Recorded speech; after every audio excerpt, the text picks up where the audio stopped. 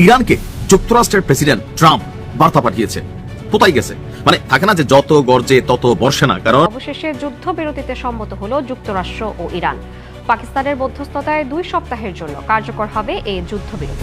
এবার কি তবে ক্ষয় হতে শুরু করেছে মার্কিন সাম্রাজ্যের আধিপত্য? একসময় এই শক্তি বিশ্বকে তটস্থ রাখত, যখন তখন হুমকি, দখলের হুঁশিয়ারি, অথচ এবার সেই দম্ভের গালে যেন সজোরে চপেট আঘাত করল ইরান। পাকিস্তানের প্রধানমন্ত্রী শাহবাজ শরীফ এবং সেনাপ্রধান আসিফ মনিরের অনুরোধেই নাকি যুদ্ধবিরতিতে রাজি হয়েছেন মার্কিন প্রেসিডেন্ট ডোনাল্ড ট্রাম্প। কিন্তু প্রশ্ন হলো, এটি কি সত্যি শান্তি প্রচেষ্টা নাকি যুদ্ধবিরতির আড়ালে কৌশলগত পিছু হটা?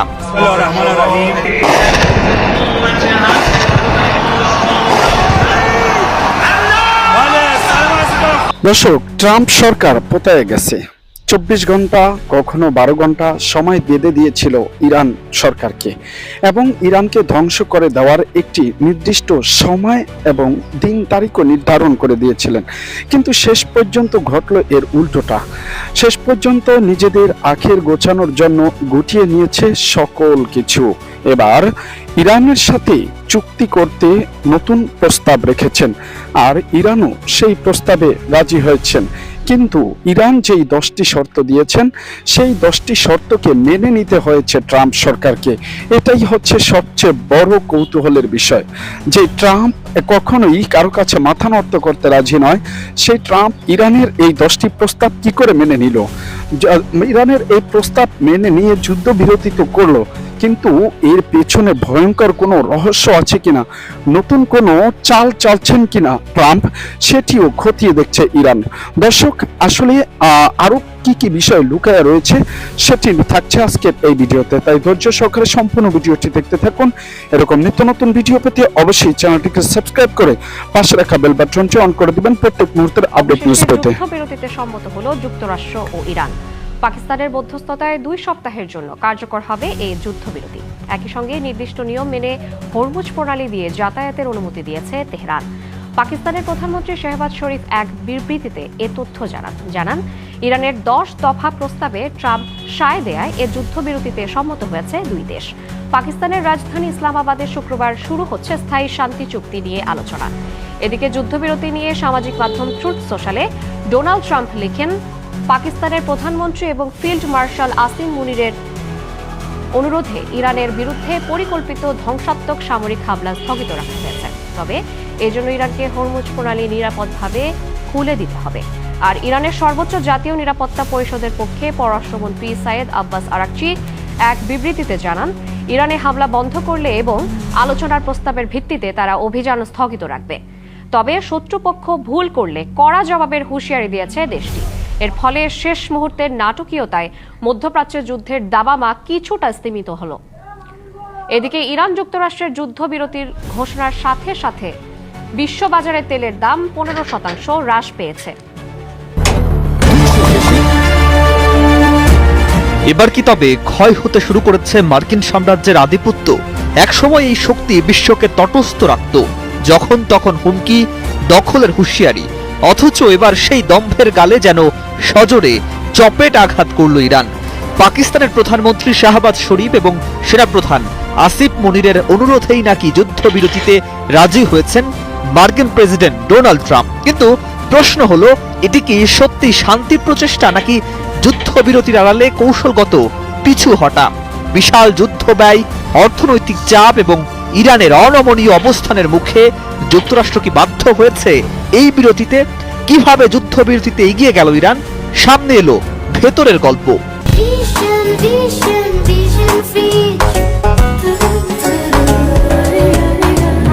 মধ্যপ্রাচ্যের টানটান উত্তেজনার মাঝেই ইরান আনুষ্ঠানিকভাবে যুদ্ধবিরতির বিষয়টি নিশ্চিত করে। দেশটির সুপ্রিম ন্যাশনাল সিকিউরিটি কাউন্সিল জানায়, পাকিস্তানের মধ্যস্থতায় 2 সপ্তাহের একটি চুক্তি সম্পন্ন হয়েছে। নতুন সর্বোচ্চ নেতা আয়াতুল্লাহ মুস্তফা খামেনির অনুমোদনের মধ্য দিয়েই এটি কার্যকর হয়। রাষ্ট্রীয় সংবাদ মাধ্যম মেহের নিউজ এজেন্সি এই চুক্তিকে ইরানের বিজয় হিসাবে তুলে ধরে, যা কেবল সামরিক নয়, কূটনৈতিক শক্তিরও এক বড় প্রদর্শন। এই সমঝোতার পেছনে রয়েছে একটি সুপরিকল্পিত কূটনৈতিক চাল। ইরান তাদের 10 দফা শান্তি পরিকল্পনার মাধ্যমে আলোচনার ভিত্তি তৈরি করেছে, যেখানে হরমুজ প্রণালী নিয়ন্ত্রণ, মার্কিন সেনা প্রত্যাহার এবং ক্ষতিপূরণের মতো গুরুত্বপূর্ণ বিষয় অন্তর্ভুক্ত রয়েছে। এই পরিকল্পনা শুধু যুদ্ধ থামানোর জন্য নয়, বরং ভবিষ্যতের ক্ষমতার ভারসাম্য নিজের দিকে টেনে নেয়ার এক সুদূর প্রসারী কৌশল। ইসলামাবাদে পরবর্তী আলোচনা এই পরিকল্পনাকেই কেন্দ্র করে এগোবে, যা প্রমাণ করে আলোচনার টেবিলেও ইরান নিজের অবস্থান শক্ত রেখেছে। অন্যদিকে হোয়াইট হাউস সূত্র এবং মার্কিন সংবাদ মাধ্যম CNN জানিয়েছে, হরমুজ প্রণালী উন্মুক্ত রাখার শর্তে যুক্তরাষ্ট্র এই বিরতিতে রাজি হয়েছে। একই সঙ্গে ইসরায়েলও নীতিগতভাবে এতে সম্মত হয়েছে বলে জানা যায়, যদিও এখনো আনুষ্ঠানিক নির্দেশনা সব পর্যায়ে পৌঁছায়নি। অর্থাৎ যুদ্ধবিরতি কার্যকর হলেও এর ভেতরে অনিশ্চয়তা এবং কৌশলগত দ্বিধা এখনো রয়ে গেছে। সবশেষ বিশ্লেষকরা বলছেন, এই যুদ্ধবিরতি কেবল একটি সাময়িক বিরতি নয়, বরং ক্ষমতার এক নতুন সমীকরণের ইঙ্গিত, যেখানে সরাসরি সংঘর্ষের বদলে কূটনীতি, অর্থনীতি এবং ভূরাজনৈতিক চাপ হয়ে উঠছে প্রধান অস্ত্র। ইরান যেভাবে এই সমঝোতা এগিয়েছে তা দেখাচ্ছে যুদ্ধক্ষেত্রে থেকেও কিভাবে একটি দেশ নিজের অবস্থান আরও শক্তিশালী করতে পারে।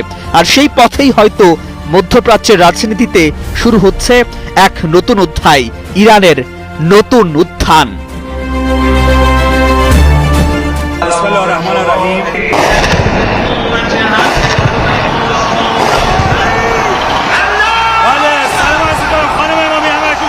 شما صحبت میکنم هدفمند داره عمل میکنه و ما شاهد اجتماع حضور مردم هستیم در میدان انقلاب.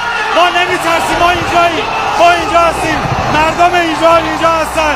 حتی در مقابل پدافندها، در برابر موشک ها ایستادن، مردم ایستادن، اومدن بیعت کنن با امامشان، با امام خامنه ای اومدن بیعت کنن و لبیک میگوین. مردم اومدن میگوین ما نمیترسیم، ما اینجاییم، ما مردم شجاعیم. داشتم شعار مردم